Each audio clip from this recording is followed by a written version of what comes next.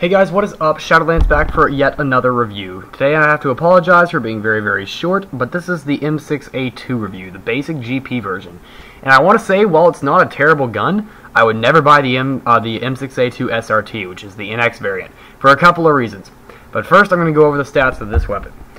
This is a GP gun, just so you guys know. I know I've been doing a lot of epic reviews recently, but I think that is... this is just something separate. I got this gifted to me, so I figured I might as well be obliged to do it. So anyway, damage of 38, portability of 62, rate of fire of 74, accuracy of 81, and recoil of 64, and it is customizable completely. You also see me carrying around my Second Amendment here. It is the only other variant of the M6A2 that I have. The M6A2 is an American assault rifle, which is why it was probably chosen to be the Second Amendment weapon. There was a massive debate over it, and it was chosen, but it is an American weapon, at least initially. The design on the inside is American. But anyway, so statistically, when upgraded, it has a damage of 41, which is equal to the M416 when upgraded. However, the damage drop-off on this weapon is worse than the M416, so that kind of makes it not as good. The portability stays at 62. The rate of fire goes from 74 to 77, also just like the M416. The accuracy goes from 81 to 84, which is very high. That is really good. And the recoil is 64, but it goes up to 67, and that's pretty high. I mean, that's actually like pretty darn high. If you don't have an iTech scope on it, you probably won't have the reflex scope that I have. I would suggest an iTech scope for it. And it's not really a bad gun, but the thing is, there are better guns that you could use. It's a very average assault rifle. It just typically has a higher accuracy, which means it's going to have a very fast spread recovery, which is very true. It has a very fast spread recovery, and it's absolutely amazing for tap firing with an ACOG scope, but the damage drop-off makes this weapon very difficult to land a kill with. However, to make up for that, it has a 35 magazine, which is very rare for a GP weapon, but it does have that 35 base clip magazine. When you put an extended magazine 2 on, you can get 50 shots per mag, and that is a massive boost in games like OMA. Although I didn't do that, I just want to show you the gun as it is, with the exception of the scope. It has no scope on it initially. It has a burst fire and a fully automatic, so it is a very adaptable assault rifle. It's very adaptable. It's just the damage drop-off makes it incredibly difficult to use, in my opinion.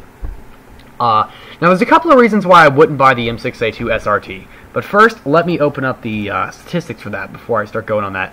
Also, recently there was the M6A3 DMR that was released as an NX Rare, but it's a sniper. It's not even a assault rifle. It does not have a reticle, so I'm not even going to include it in the same category. It's just a semi-automatic assault rifle. Sniper rifle. I would just rather have the. I would rather just be able to go get an SG556 DMR. It's same thing, except in my opinion I prefer it, but that's me. Anyway, so on to the SRT stats. The base SRT stats, and this weapon I don't believe is customizable in the Gun Emporium, or actually it might be. I'm not sure. I'm really not sure. But it has a base damage of 39, portability of 66, rate of fire of 74, accuracy of 81, and recoil of 64.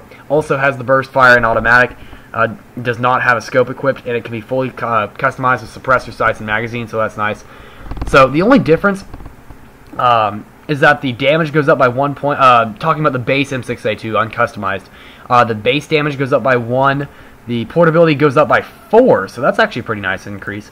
Rate of fire is the same, accuracy is the same, and recoil is the same. Everything else is the same. So basically, and also the M6A2 SRT has a slightly better recoil recovery. It's not a whole lot better, but it's pretty good.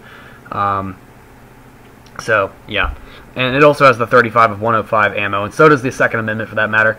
But as far as what I was saying before, the recoil pattern is kind of difficult to control. It basically picks a direction. If you were to draw a line halfway across the screen where the reticle, or the middle of the reticle is, and then just like draw random lines in a 180-degree arc from that. I'm going mathematical here on you guys again, but it's the best way to describe it.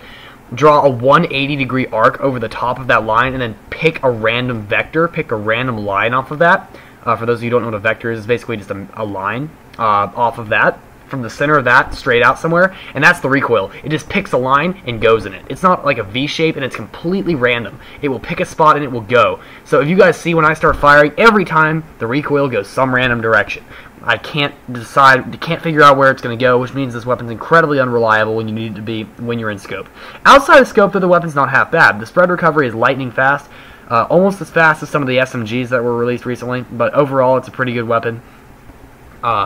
It's actually pretty solid. I'm pretty sure the SRT actually is customizable, because I can't imagine. I don't know if it is or not. I really don't. Let's see. I'm not sure, actually, so I don't know if it can be.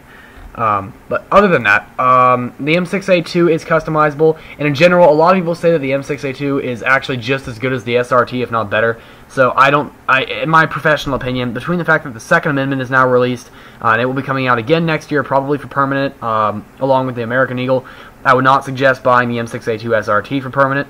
I know I don't have the review out on it yet, and I'll probably say the same thing when I get to it, but the GP variant customized is really, really good for the M6A2 series. It's just an overall average assault rifle, but statistically it's pretty good.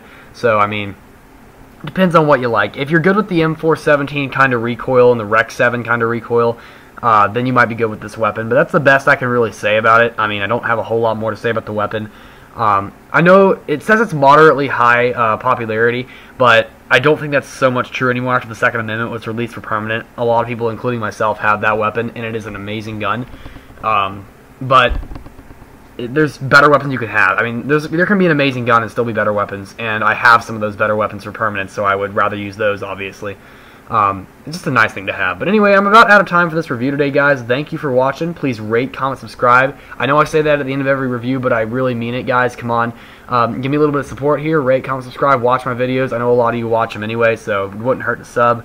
Really appreciate it. Thank you, guys. Please rate, comment, subscribe, and I will see you guys in the next review. Shadolance out. You know what? Given the intelligence of the people who watch this show, this is probably a good thing to teach.